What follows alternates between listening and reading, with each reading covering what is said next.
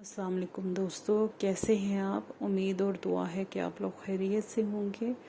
शुरू अल्लाह के नाम के साथ जो बहुत मेहरबान और नहायत रहम वाला है।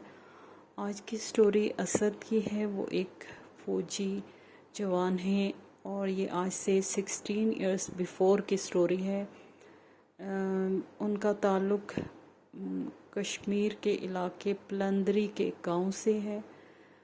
वो बताते हैं कि उन दिनों जब छुट्टियां होती थी, आजकल तो फ़ोन बहुत ज़्यादा हैं और फ़ोनों की वजह से इंसान हर वक्त इन टच रहता है, लेकिन उस वक्त इतना जो है घर वालों से हर वक्त राब्ते में इंसान नहीं रहता था।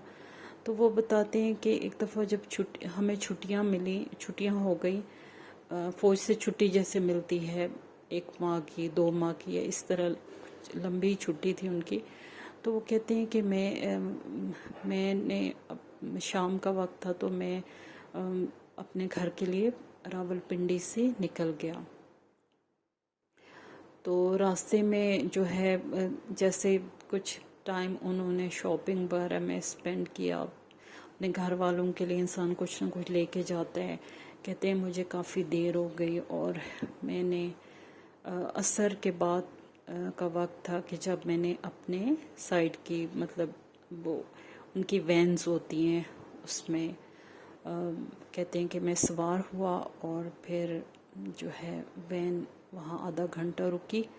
जैसे पूरे लोग होते हैं, जब लोड हो जाती है तो फिर गाड़ी चलती है। तो कहते हैं कि फिर हम रवाना हो गए। तो रास्ते में भी जहाँ कोई स्टेशन छोटा मोटा आता है खाने पीने का, कोई भी ठंडा पानी पीने का, या कोई इस तरह चाय वगैरह जिनको चाहिए होती है, रास्ते में भी गाड़ी रुकती है और फिर अपने सफ़र पे गामज़न हो जाती है। तो वो बताते हैं कि इसी तरह हमारा सफ़र शुरू हो गया जब हम कहूटा से आगे एक पंजाड़ इलाका है, फिर उससे आगे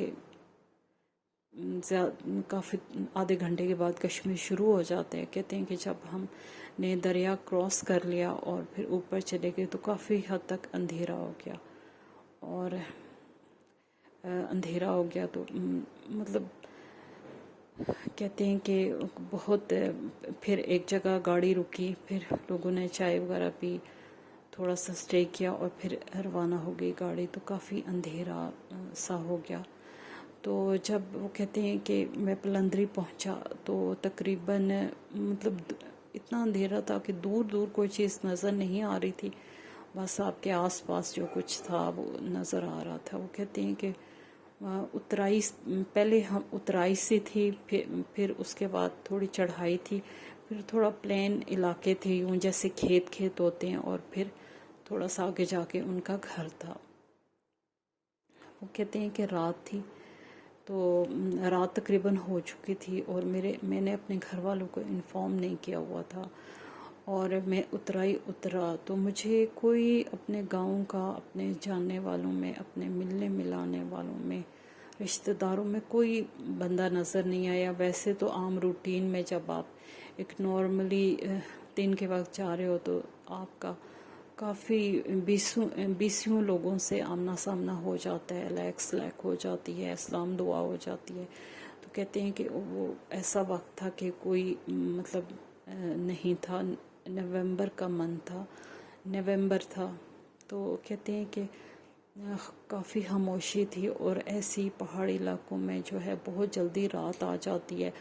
आप कर लो कि 5 बजे रात शुरू हो जाती है। वहाँ की सिनेरियो इस किस्म का है, पहाड़ी इलाका, दरख्त और ऊपर नीचे ढलवाने और दूर दूर घर और इस तरह का इलाका होता है। तो कहते हैं कि जब मैं छोटी सी एक कस्सी टाइप की थी, जब मैं नीचे उतराई में एक कस्सी टाइप की थी, फिर उसको पार करके फिर ऊपर चढ़ जाते हैं। ऊपर जब पहाड़ी के ऊपर चढ़ते हैं तो थोड़े से खेत और प्लेन जगह आ जाती थी। तो कहते हैं कि मैं ऊपर जा रहा था तो हमारे गांव में एंटर होने से पहले एक ग्राउंड सा था जिसमें बच्चे अमूमन खेलते ही रहते थे। हर वक्त उसमें ہلا گلا اور رہتا تھا. کچھ بڑے لڑکے بیٹھے ہوتے تھے, بچے کھیل رہے ہوتے تھے, یا پھر سب مل جل کے کچھ کھیل رہے ہوتے تھے. وہ ہمیشہ ایک ایسی جگہ تھی جو بچوں کے لیے بہت ایک پکنک اسپاٹ کر لیں اس ٹائپ کا. وہاں ہر وقت میلہ ہی لگا ہوتا تھا. کہتے ہیں کہ میں وہاں جب میں اپنے گھر کی چڑھائی اوپر چڑھا تو میں نے دیکھا کہ کچھ بچے وہاں کھیل رہے تھے سردی میں. سردی بہت زیادہ نہیں تھی لیکن نومبر کا منتھ تھا اور رات کا وقت تھا, اور کچھ بچے وہاں کھیل رہے تھے. کہتے ہیں کہ دور سے تو مجھے مطلب رائٹ سائڈ پہ تھا وہ, میں جس راستے پہ جا رہا تھا اس کے رائٹ سائڈ پہ وہ گراؤنڈ تھا, اور اتنا کچھ آپ کر لیں کہ 25 یا 27 قدم کا فاصلہ ہوگا. اتنا قدم چلو تو وہ گراؤنڈ آ جاتا تھا. کہتے ہیں کہ دور سے جب میں نے دیکھا تو وہاں مجھے بچے کھیلتے ہوئے نظر آ رہے تھے. ان کی آوازیں تھیں اور ویسا ہی شور تھا جیسے ہمارے بچے کرتے تھے.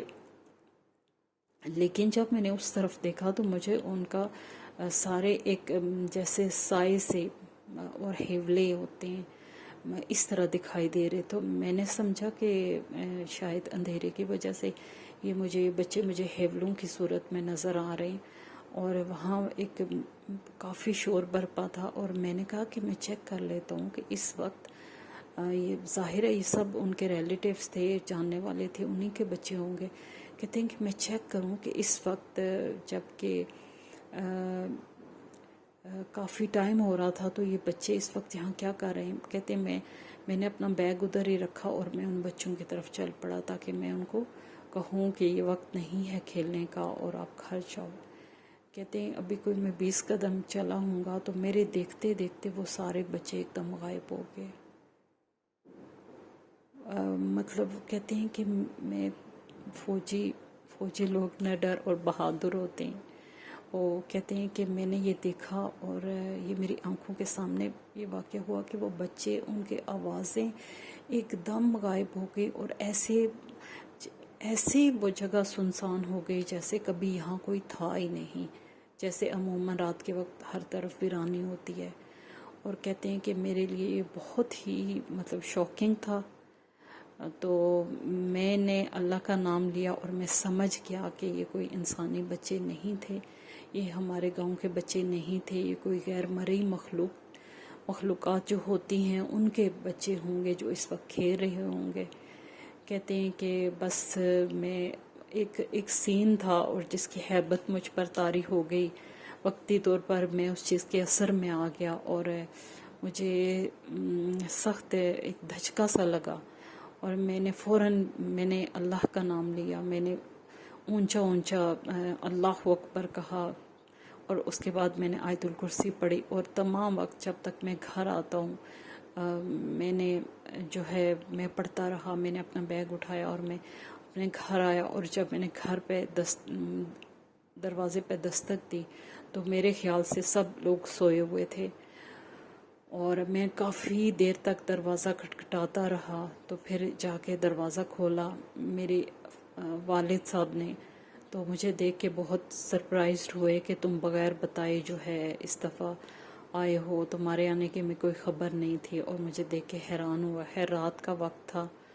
میں نے بھی اپنے والد سے الیکس لے کے ان سے ملا, اور پھر میں نے کہا کہ ابو جی ٹھیک ہے صبح بات کریں گے. اور پھر چونکہ میں کافی حد تک شوق میں تھا, پھر جب میں صبح اٹھا تو میں نے سب کے ساتھ یہ واقعہ شیئر کیا. اور وہاں پہ بہت زیادہ آلدو جو میرے چھوٹے بہن بھائی تھے وہ حیران ہوئے, کیونکہ بڑے لوگ تو جانتے ہیں کہ وہاں یہ چیزیں اکثر کشمیر میں انکاؤنٹر تقریباً ہر ہی بندے کا ہوا ہوتا ہے. لیکن میرے بہن بھائی جو چھوٹے تھے وہ بار بار مجھ سے پوچھ رہے تھے کہ کیسے ہوا, کیسے تھے وہ بچے, کیسی آوازیں تھیں, آپ کو ڈر نہیں لگا, اور اس طرح کے بہت سے سوال جو بچے کرتے ہیں وہ مجھ سے کرتے رہے. تو یہ میری ایک آپ بیتی کہہ لیں اور ایک سچا واقعہ کہہ لیں جو میرے ساتھ میری ملازمت کے دوران پیش آیا. تو دوستو یہ تھی سٹوری. آپ ضرور بتائیے گا کہ آپ کو کیسی لگی, اور آپ بھی ہم سب لوگ زندگی میں مختلف ایسی چیزوں سے ہمارا کسی نہ کسی صورت انکاؤنٹر ہوتا رہتا ہے. اپنے انکاؤنٹر شیئر کرنے کے لیے میرا واٹس ایپ نمبر جو ڈسکرپشن میں موجود ہوتا ہے اس پہ مجھے وائس میسج کر دیا کریں، وائس نوٹ کی صورت میں بھیج دیا کریں تاکہ میں آپ کے واقعات بھی شیئر کروں. تو دوستو خوش رہیں، دوسروں کے لیے آسانیاں کریں تاکہ اللہ پاک آپ کے لیے آسانیاں کرے. آمین.